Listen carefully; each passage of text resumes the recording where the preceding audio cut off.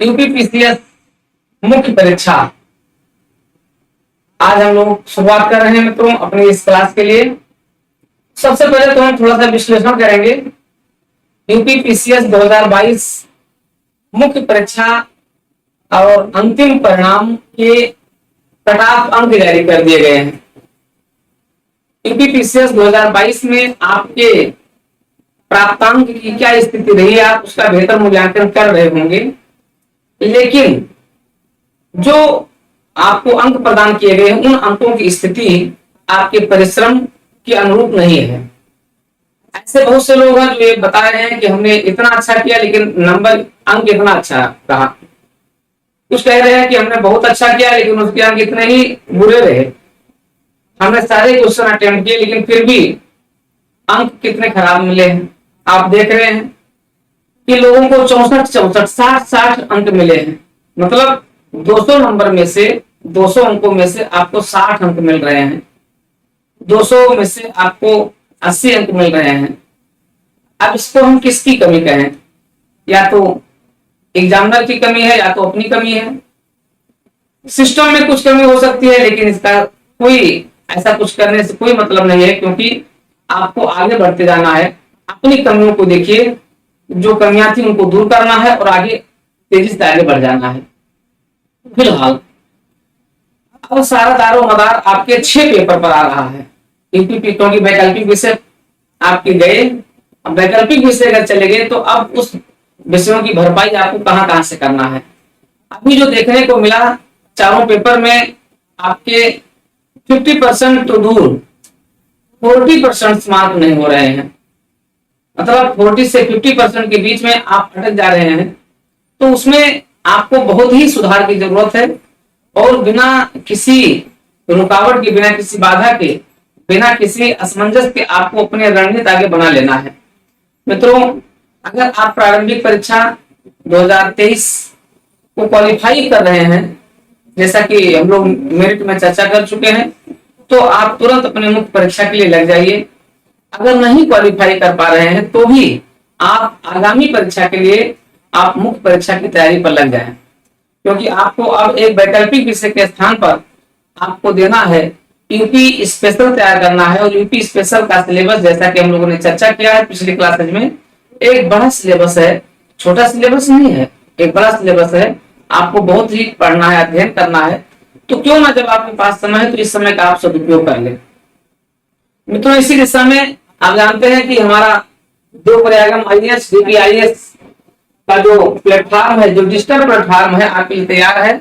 और आपके ऑनलाइन और ऑफलाइन क्लासेस के लिए एक बेहतरीन मंच के साथ, एक एक्सपर्ट टीम के साथ, जहां हर विषय के अपने अपने एक्सपर्ट होंगे, टीम होगी, और उसके साथ ये पूरी तरीके से प्रतिबद्ध होकर के आपको सफलता दिलाने ही नहीं, आपको टॉपर्स बनाने, आपको रैंक दिलाने के लिए हम प्रतिबद्ध हैं। उसी प्रतिबद्धता के साथ हम आज शुरुआत कर रहे हैं, हम आज आगाज कर रहे हैं अपने इस विषय की और इस पेपर 5 की शुरुआत कर रहे हैं। जैसा कि हमने पिछली क्लास में चर्चा कर दिया है, इसका पाठ्यक्रम चर्चा कर दिया है, इसकी स्ट्रेटजी पर चर्चा कर दिया है। आज हम आते हैं, देखते हैं। सबसे पहले तो आपको बताएं कि हम अपने इस क्लास में अलग अलग पोर्शन पर, जैसे इतिहास का सेक्शन ए है, सेक्शन बी आपका पॉलिटिकल सिस्टम और गवर्नेंस है, सेक्शन सी पर आपका जो एजुकेशन सिस्टम और भी आगे है। ठीक है, इस तरीके से है आपका सिस्टम। तो अलग अलग, जैसे मान लिया हिस्ट्री के एक्सपर्ट हमारे इतिहास पर चर्चा करेंगे और मुझे चर्चा करना है आपके पूरे यूनिट 6 से लेकर के यूनिट 13 तक चर्चा करना है। ठीक है, जिसमें आपका पूरा पॉलिटिकल सिस्टम आ रहा है, पूरा आपका एडमिनिस्ट्रेटिव सिस्टम आ रहा है, पूरा आपका गवर्नेंस आ रहा है। तो मित्रों, उसमें एक एक टॉपिक पर हम लोग चर्चा करेंगे। आपको पढ़ रहे हैं, कुछ क्वेश्चन देंगे जो आपको लिखना होगा, साथ ही साथ आपको हम पीडीएफ देंगे और आपके पूरे प्रश्नों की हम पूरी फ्रेमिंग कराएंगे, पूरे टॉपिक की फ्रेमिंग कराएंगे। एक एक टॉपिक का पूरा विश्लेषण होगा और उसके साथ आपको पीडीएफ फाइल में आपको आंसर मिलेंगे, जो आपको हमारे जो Prayagam IAS DPIS YouTube channel, DPIS YouTube channel पर, साथ ही साथ हमारे टेलीग्राम पर, जो प्रयागम आईएएस टेलीग्राम पर आपको मिलेगा। ठीक है, आप देखिए जो हमारी स्ट्रेटजी है, इस स्ट्रेटजी के तहत हम आपको जो देने चल रहे हैं, हम बता रहे हैं कि चीजों पर हम चर्चा कर रहे हैं, क्या क्या हमें पढ़ाना है, कैसे पढ़ाना है, क्या क्या पढ़ाना है, किस प्रकार से हम उनकी चर्चा करेंगे, ये सब कुछ हम आपको इसी आधार पर देने चल रहे हैं। पूरी फ्रेमिंग कराएंगे, पूरा सिस्टम पूरा देंगे आपको, और इस पूरी फ्रेमिंग के साथ साथ हम आपको जीएस के सभी प्रश्न पत्रों पर भी चर्चा करेंगे। सारे प्रश्न पत्र हमारे जो जीएस फर्स्ट है, जीएस सेकंड है, जीएस थर्ड है, जीएस 4 है, और ये सब आपको डीपीआईएस यूट्यूब चैनल पर, हमारे टेलीग्राम पर, साथ ही साथ आपको हमारा ऐप डाउनलोड करना पड़ेगा, देवप्रयागम आईएएस ऐप। देवप्रयागम आईएएस ऐप आपको डाउनलोड करना पड़ेगा, उसके साथ ही आपको सारी चीजें बड़े ही व्यवस्थित तरीके से मिली। तो आप डीपीआईएस यूट्यूब चैनल के साथ जरूर जुड़ जाएं, क्योंकि वो कम्युनिटी आपको सबसे बेहतरीन, सबसे सरलतम रूप में आपको प्रदान करेगी, पूरा स्टडी मटेरियल आपको प्रदान करेगी, पूरा मार्गदर्शन आपको प्रदान करेगी। तो आते हैं मित्रों, शुरुआत करते हैं हम लोग। देखिए, सबसे पहले आते हैं, देखते हैं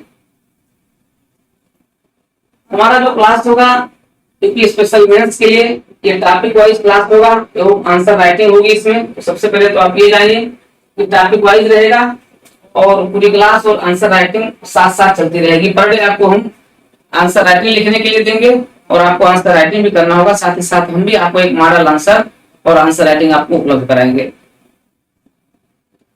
यूनिट फर्स्ट हमारा है UP political system and governance है, ठीक है। उत्तर प्रदेश का पॉलिटिकल सिस्टम, ये आपकी यूनिट फर्स्ट है, और इसी के अंतर्गत हम जो टॉपिक हमारा होगा वो होगा आपका लेक्चर फर्स्ट जो होगा। आते हैं, देखते हैं क्या है।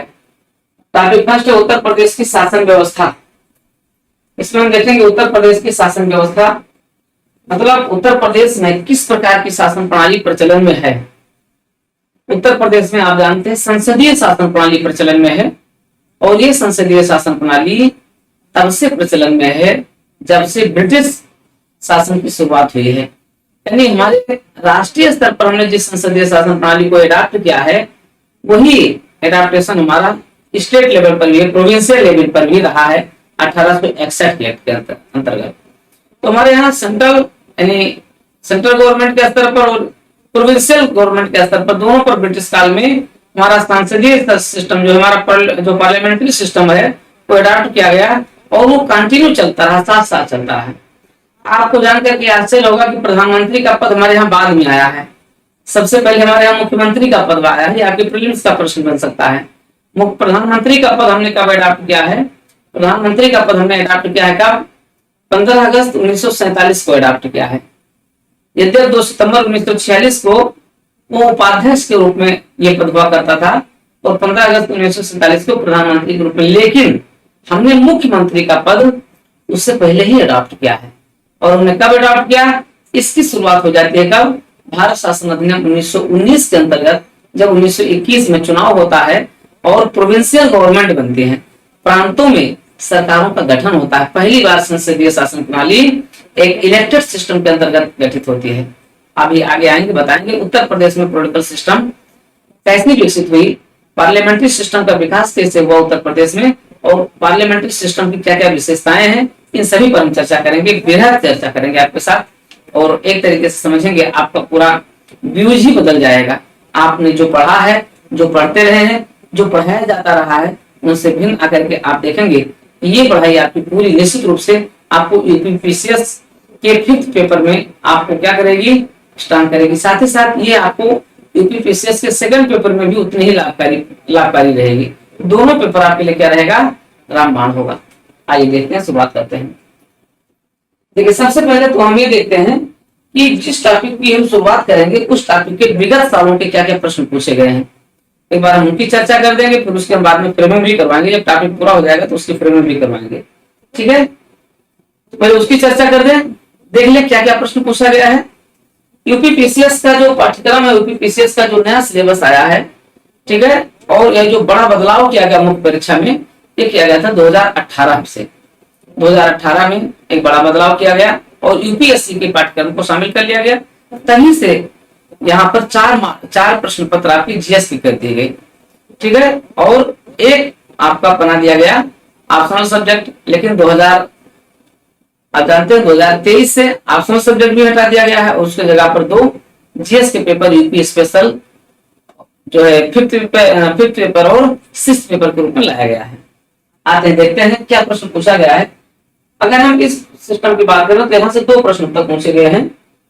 एक प्रश्न रहा है यूपी पीसीएस 2018 में पूछा गया है। ये प्रश्न है ई शासन को स्पष्ट कीजिए। ई शासन की विशेषताओं लाभ का उल्लेख कीजिए। देखिए इस प्रश्न में कितने खंड हैं। ई शासन को स्पष्ट कीजिए मतलब ई गवर्नेंस क्या है, आपको ये बताना है ई गवर्नेंस क्या है। एक तो ये खंड हो गया ई शासन को स्पष्ट कीजिए, दूसरा है ई शासन की विशेषताओं को स्पष्ट कीजिए, फिर तीसरा है ई शासन के लाभ को स्पष्ट कीजिए, फिर है ई शासन के प्रमुख चुनौतियां क्या क्या हैं। मतलब आपको इस शासन का अर्थ बता देना है, इस शासन की विशेषताएं बता देना है, क्या क्या इसकी विशेषताएं हैं, फिर इस शासन से लाभ सरकार को क्या क्या है, इस शासन से लाभ किसको होता है, सरकार को होता है और आम जनता को होता है। आपको ये बताना है इस शासन से सरकार को क्या लाभ है और जनता को क्या लाभ है। फिर बताना है कि चुनौतियां क्या क्या हैं। अब इस शासन की ढेर सारी चुनौतियां हैं। हमारा डिजिटल सिस्टम भी बड़ा कमजोर है, हमारे यहाँ इंफ्रास्ट्रक्चर की कमजोर स्थिति है, हमारे यहाँ आज भी रूल और रेगुलेशंस क्या है, बड़े सख्त हैं।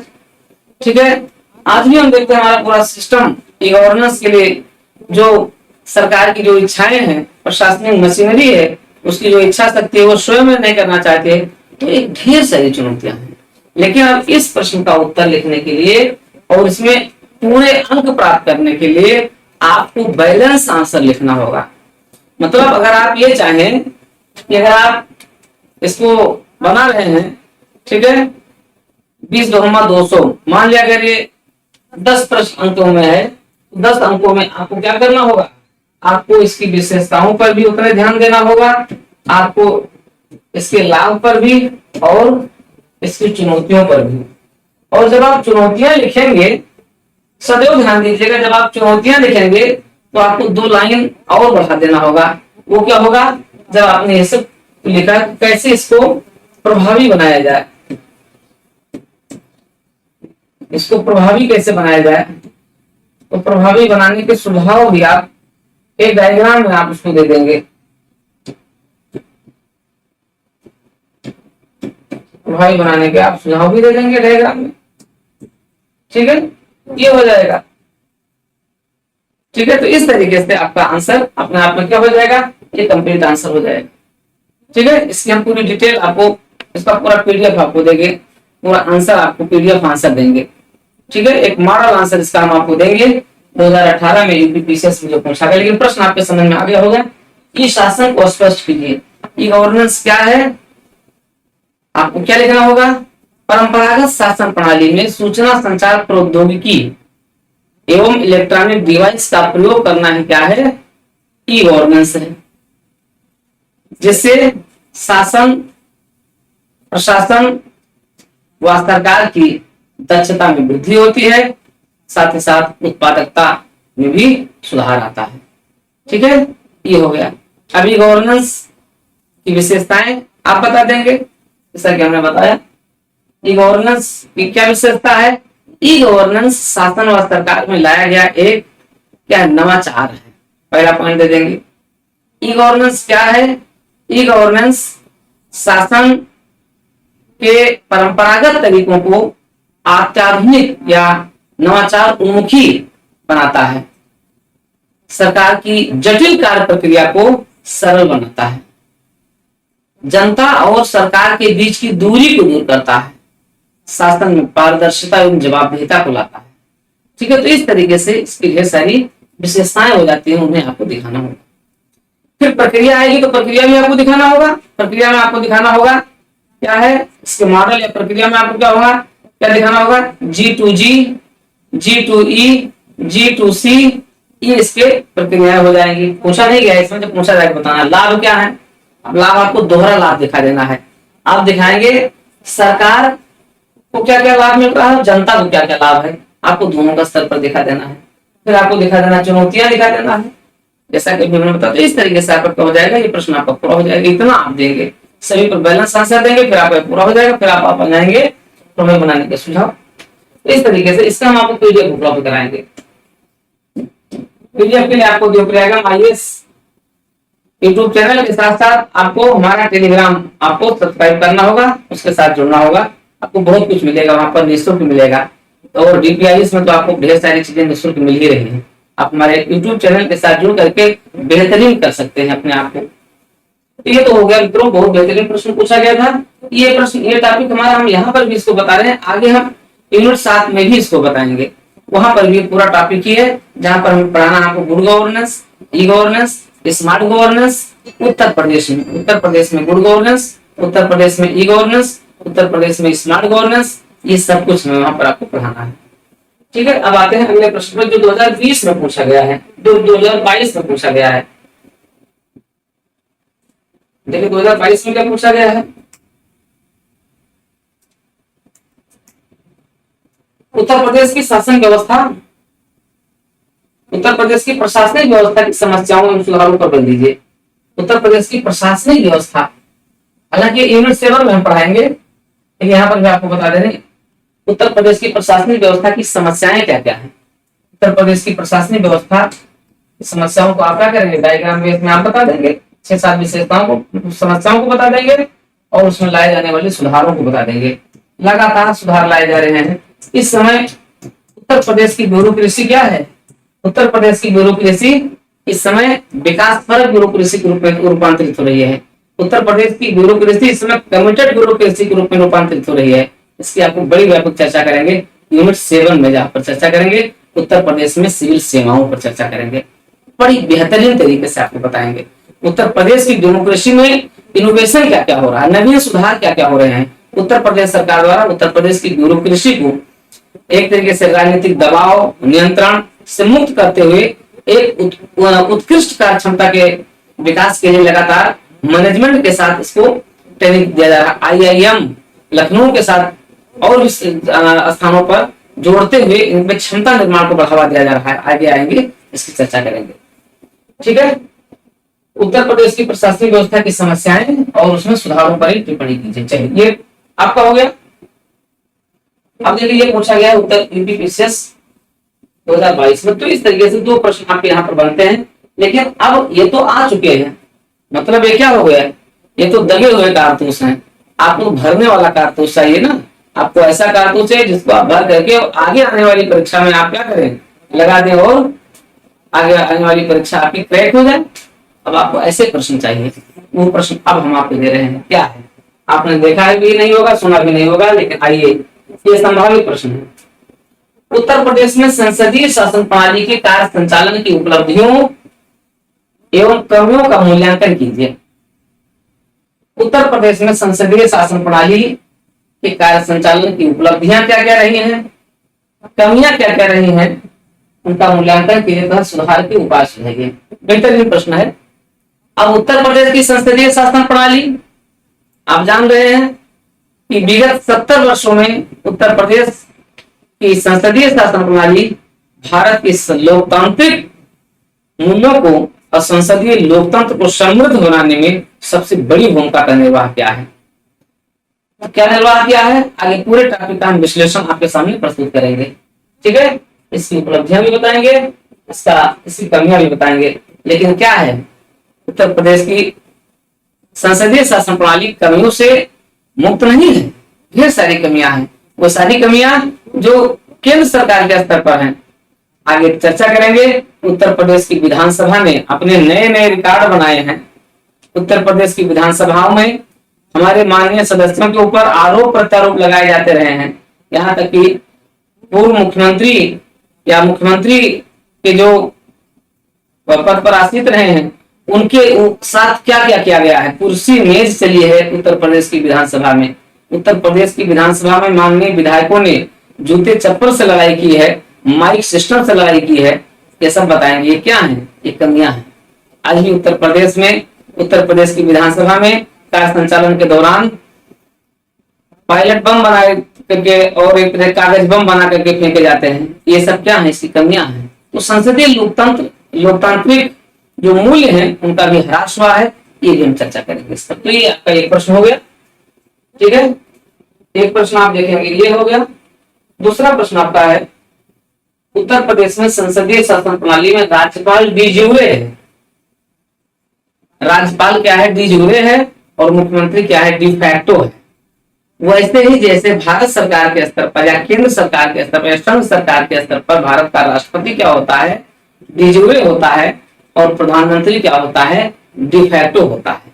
वैसे ही उत्तर प्रदेश राज्य में संसदीय शासन प्रणाली के अंतर्गत राज्यपाल और मुख्यमंत्री का भी संबंध देखा जाता है।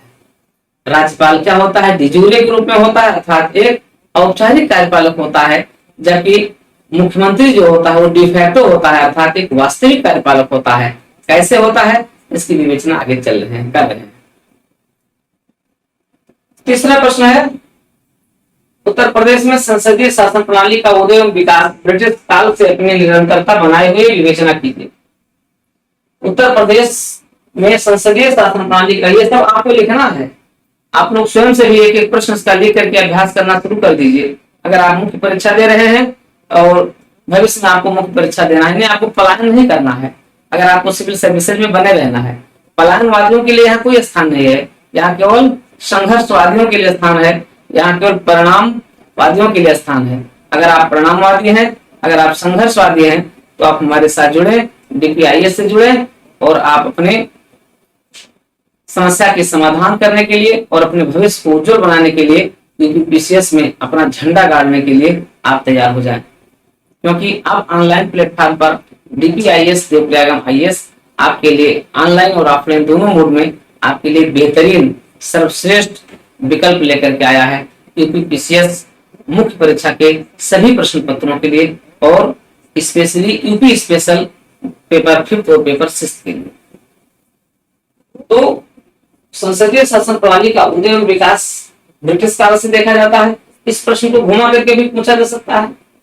उत्तर प्रदेश में संसदीय शासन प्रणाली के उदय की जड़ें ब्रिटिश काल से ही देखी जाती है, विवेचना कीजिए। तो ये प्रश्न घुमा करके भी पूछा जा सकता है। चलिए आगे है, अगला प्रश्न है, उत्तर प्रदेश में संसदीय लोकतंत्र मुख्यमंत्रीय सरकार की स्थापना करता है। उत्तर प्रदेश में संसदीय लोकतंत्र मुख्यमंत्रीय सरकार की स्थापना करता है, विवेचना कीजिए। इसका मतलब क्या हुआ, वैसे ही जैसे केंद्र सरकार में, संघ सरकार में संसदीय लोकतंत्र प्रधानमंत्री सरकार की स्थापना करता है, राष्ट्रपतीय सरकार नहीं, प्रधानमंत्री सरकार की स्थापना करता है। मंत्रिपरिषदीय सरकार की नहीं, मंत्रिमंडलीय सरकार की नहीं। सैद्धांतिक रूप में तो क्या है, मंत्रिमंडलीय सरकार है, लेकिन वास्तविक रूप में क्या हो जाता है, प्रधानमंत्री सरकार हो जाती है। ऐसे यहां पर भी संसदीय लोकतंत्र, उत्तर प्रदेश में संसदीय लोकतंत्र मंत्रिमंडलीय सरकार नहीं, मुख्यमंत्री सरकार की स्थापना करता है। दोनों में बहुत अंतर है, ठीक है। देखिएगा, जब हम कह रहे हैं कि मुख्यमंत्री सरकार की स्थापना करता है, तो इसका मतलब है कि मुख्यमंत्री ही जो वास्तविक कार्यपालक होता है। वैसे आप जानते हैं मंत्रिपरिषद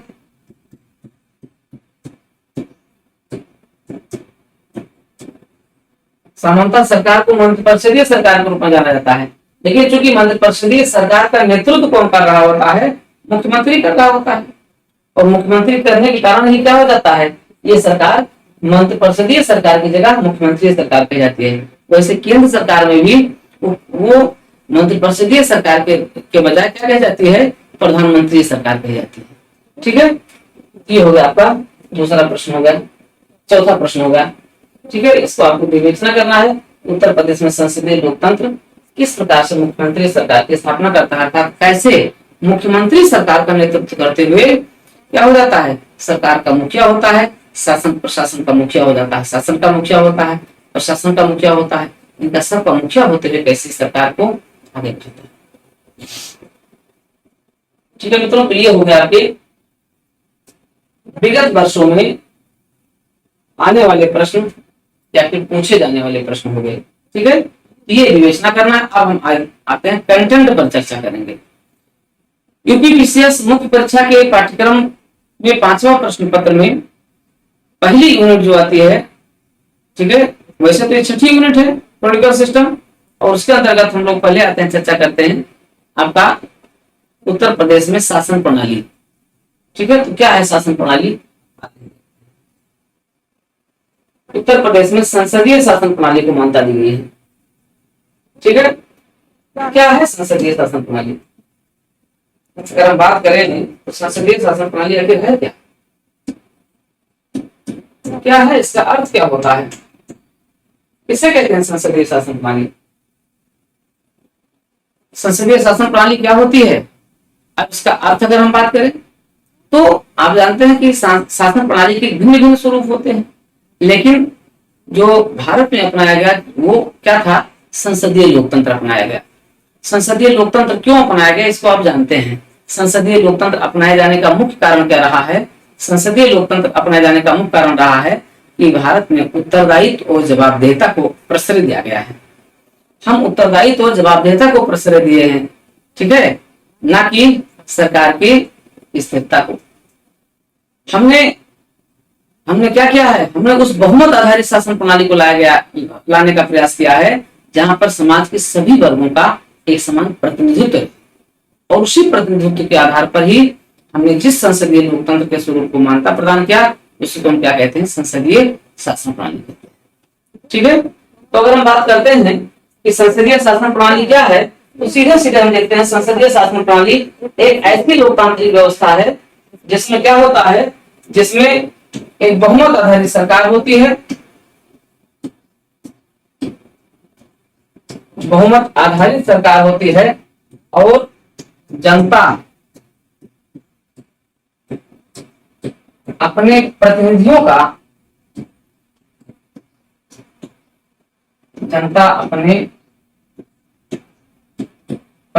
का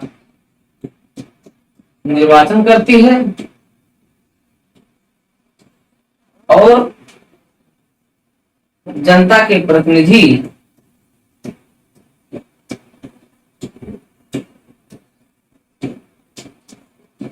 क्या करते हैं? जनता के प्रतिनिधि शासन करते हैं। किसके नाम पर? जनता के नाम पर करते हैं, जनता के नाम पर करते हैं। इसीलिए इसे क्या कहते हैं? इसीलिए इसे प्रतिनिधि मूलक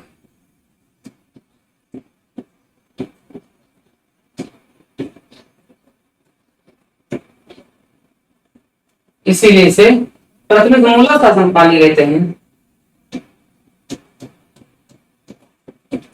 प्रतिनिधिमूलक शासन प्रणाली कहते हैं। ठीक है, तो बहुमत आधारित शासन प्रणाली है, जनता अपने प्रतिनिधियों का निर्वाचन करती है, और यही प्रतिनिधि क्या करते हैं? जनता के अपेक्षाओं, जनता की आवश्यकताओं, जनता की आकांक्षाओं को पूरा करने के लिए नीतियां बनाते हैं, सरकार का संचालन करते हैं। इसीलिए इसे एक प्रतिनिधिमूलक शासन के रूप में जाना जाता है। ठीक है, आप जानते हैं अमेरिका के राष्ट्रपति थे कौन? जिन्होंने लोकतंत्र को परिभाषित किया, जनता का शासन जनता के द्वारा। ठीक है, जनता के द्वारा, जनता का शासन जनता के द्वारा, जनता के लिए। तो बहुत पुराना हो गया है, लिंकन साहब का ये स्टेटमेंट बहुत पुराना हो गया। आपको ये बताना है कि जनता अपने प्रतिनिधियों का निर्वाचन करती है, जनता के प्रतिनिधि शासन करते हैं, जनता के नाम पर करते हैं, और इसीलिए इसे क्या कहते हैं? प्रतिनिधिमूलक शासन। यही हमारी आत्मा है, यही हमारी आत्मा है। संसदीय शासन प्रणाली को इसी आत्मा के रूप में जाना जाता है, जिससे हमें संवैधानिक मान्यता प्रदान की गई है। ठीक है, इस शासन प्रणाली को हमने क्या किया है? संवैधानिक मान्यता प्राप्त किया है, और इसे क्या कहा गया? मूल ढांचे के रूप में मान्यता प्रदान की गई। ये क्या है? भारत के संविधान का मूलभूत ढांचा है, इसमें कोई बदलाव नहीं कर सकता। ठीक है, प्रतिनिधिमूलक शासन के रूप में जाना जाता है। अब ये तो हो गया अर्थ। अब आप इतना नोट करके भी आप क्या कर सकते हैं? इसको आप आगे बढ़ा सकते हैं, लेकिन इसको हम डिटेल में आपको पीडीएफ के रूप में भी उपलब्ध कराएंगे। आप हमारे जो यूट्यूब चैनल के साथ साथ आप हमारे टेलीग्राम पर इसे आप पूरा प्राप्त करेंगे। साथ ही साथ आपको पूरा पीडीएफ भी आपको उपलब्ध कराएंगे यदि आप हमारी इस क्लास से कंटिन्यू। देखिए क्लासेस दो रूप में, आपको यूट्यूब पर भी कुछ क्लासेस मिलती रहेंगी, साथ ही साथ आपको हमारी रेगुलर क्लासेस जो होगी वो आपको लाइव क्लासेस मिलेगी, जो आपको हमारे देवप्रयागम आईएएस ऐप पर मिलेगी। ठीक है, तो दोनों तरीके से आपको क्लासेस मिलती रहेगी। तो आपको रेगुलर हमारी क्लास से जुड़ने के लिए, निरंतर क्लास से जुड़ने के लिए और पूरी रणनीति के साथ जुड़ने के लिए आपको देवप्रयागम आईएएस ऐप डाउनलोड करना है, जिससे कि आपकी क्लास की निरंतरता बनी रहे। मित्रों, तो ये रहा आपका अर्थ। अब आते हैं देखते हैं परिभाषा। अब उत्तर प्रदेश में संसदीय लोकतंत्र की जो परिभाषा हुई, परिभाषा भारत के लोकतंत्र के बारे में भी कही गई है। इस परिभाषा की अगर हम बात करें तो क्या है परिभाषा? इसको पंडित जवाहरलाल नेहरू ने परिभाषित किया है। वैसे तो आपका सबसे फेमस तो आपका जानते हैं अब्राहम लिंकन का ही है। अब्राहम लिंकन का ही स्टेटमेंट है। फिर पंडित जवाहरलाल नेहरू का है।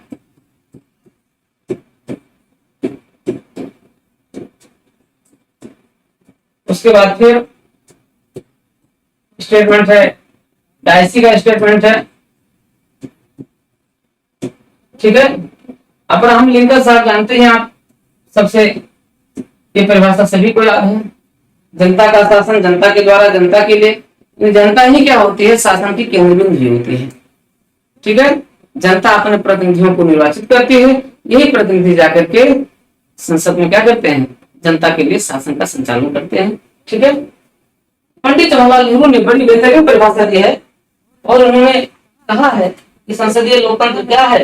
उन्होंने बताया कि संसदीय लोकतंत्र हमारी आत्मा है। संसदीय लोकतंत्र हमारी आत्मा है जो राष्ट्रीय आवश्यकताओं के अनुरूप है और राष्ट्रीय अपेक्षाओं को पूरा करती है। ठीक है, पंडित जवाहरलाल नेहरू ने इसे हमारे शासन की आत्मा के रूप में इसे परिभाषित किया है, जो हमारे सभी आवश्यकताओं और अपेक्षाओं को पूरा करती है।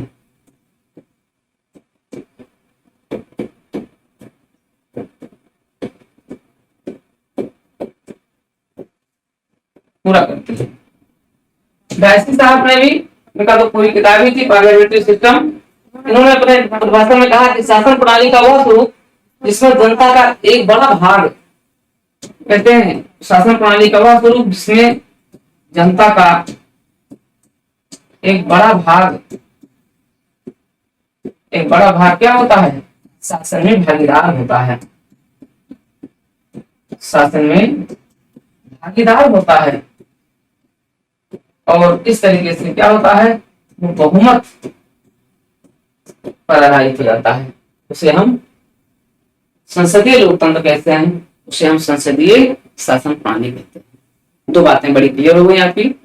ठीक है, पहली बात तो क्लियर हो गई, क्या अर्थ क्लियर हो गया और परिभाषा की। तो उत्तर प्रदेश में शासन प्रणाली का ये अर्थ और परिभाषा है। फिर आते हैं विशेषताओं पर भी चर्चा कर लेते हैं।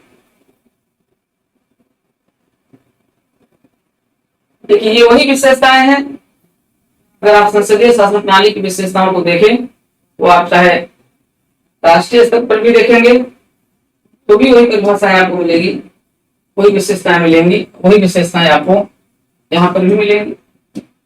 तो संसदीय शासन प्रणाली की, उत्तर प्रदेश में संसदीय शासन प्रणाली की सबसे महत्वपूर्ण विशेषता क्या है? उत्तर प्रदेश में संसदीय शासन प्रणाली बहुमत पर आधारित शासन के रूप में जानी जाती है। ठीक है,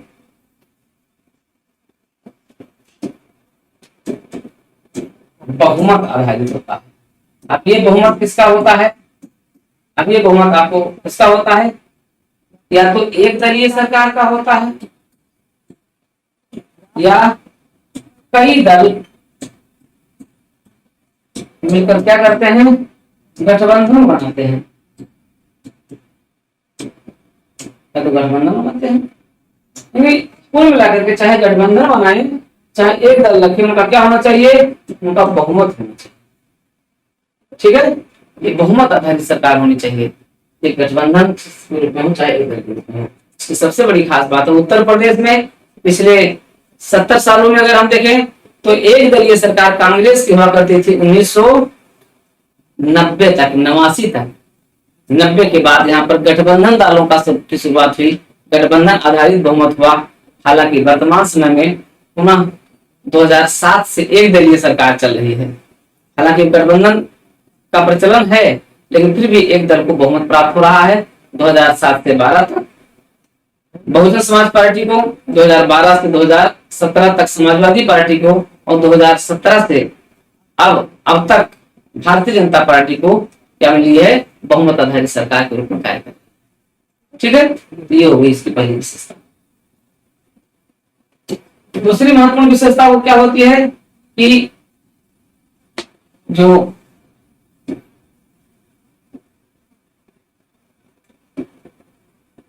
मंत्रिपरिषद होती है,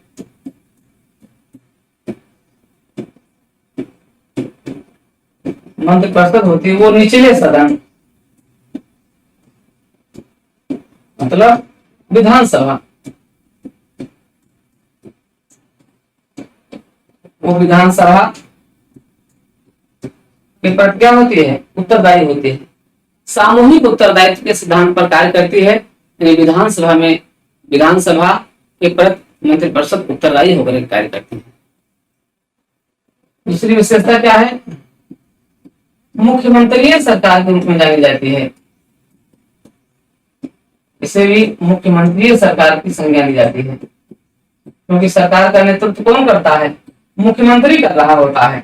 इसे मुख्यमंत्री सरकार के रूप में जानते हैं। ठीक है, इसी प्रकार से फिर दोहरी सदस्यता होती है सरकार की, दोहरी सदस्यता होती है।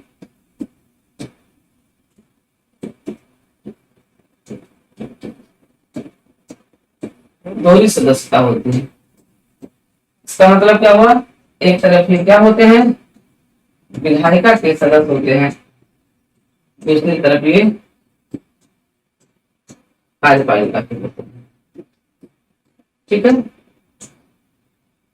ये हो गया। तो एक तरफ ये विधायिका के सदस्य होते हैं, दूसरी तरफ कार्यपालिका के सदस्य होते हैं। इस तरीके से इसकी विशेषताएं होगी। आप इसमें लिखोगे, एक डायग्राम बना करके आप इसको लिखते चलोगे, एक तरीके से क्या हो जाएगा, लगभग आपका 50 शब्दों के आसपास से भी आपका आ जाएगा। ठीक है मित्रों, तो ये रहा आपका संसदीय लोकतंत्र, उत्तर प्रदेश के संसदीय शासन प्रणाली की विशेषताएं हो गई। ठीक है, यहाँ तक की क्लास आज आप देख रहे हैं। अब शेष क्लास में हम लोग देखेंगे उत्तर प्रदेश की सरकार, उत्तर प्रदेश में संसदीय सरकार की उपलब्धियां क्या क्या हैं, कमियां क्या क्या हैं, और उसमें उन कमियों को कैसे दूर करके कैसे उसको प्रभावी और शक्तिशाली बनाया जाए। ठीक है, इसको आप देखेंगे। इस तरीके से आप, ये हमारी यूपी स्पेशल की क्लास लगातार कंटिन्यू हो रही है। इसका सब्सक्रिप्शन प्राप्त करने के लिए आप हमारे DPIS यूट्यूब चैनल को भी सब्सक्राइब कीजिए। आप हमारे देवप्रयागम IAS टेलीग्राम को सब्सक्राइब कीजिए। साथ ही साथ आप देवप्रयागम IAS ऐप डाउनलोड कर लीजिए। आपको अगर ऑनलाइन क्लासेस चाहिए, आपको अगर ऑफलाइन क्लासेस चाहिए, तो आप आकर के हमारे यहाँ क्लास ऑफलाइन में भी ले सकते हैं। साथ ही साथ पूरी आंसर राइटिंग हम आपको दे रहे हैं, तो आपको बिल्कुल भटकने की जरूरत नहीं है, बिल्कुल परेशान होने की जरूरत है। आपको एक ही जगह सब कुछ मिल रहा है, वह है देवप्रयागम IAS एकेडमी, और DP पांडे एवं पूरी टीम हमारी इसके लिए प्रतिबद्ध है। तो मित्रों, आज की क्लास यहीं तक। अब हम उपलब्धियां और कमियां इसमें, और इसके उपलब्धियां क्या क्या हैं ये चर्चा करेंगे। फिर हम कमियों पर चर्चा करेंगे, क्या क्या कमियां हैं, और उसके बाद फिर हम कैसे क्या क्या सुधार, इसमें अलग अलग कमेटियों के भी क्या क्या सुधार हैं वो बताएंगे। ठीक है, तो इस तरीके से हम संपूर्ण आंसर और संपूर्ण कंटेंट आपको उपलब्ध करा रहे हैं। फिर आपको अलग जाने की कहीं जरूरत है ही नहीं है। ठीक है मित्रों, आइए, देवप्रयागम आपका अपना संस्थान है, आइए जुड़िए। प्री, मेंस और इंटरव्यू कंप्लीट प्रिपरेशन एक साथ एक जगह पर एक विंडो के अंतर्गत, वो है आपका देवप्रयागम। आज की क्लास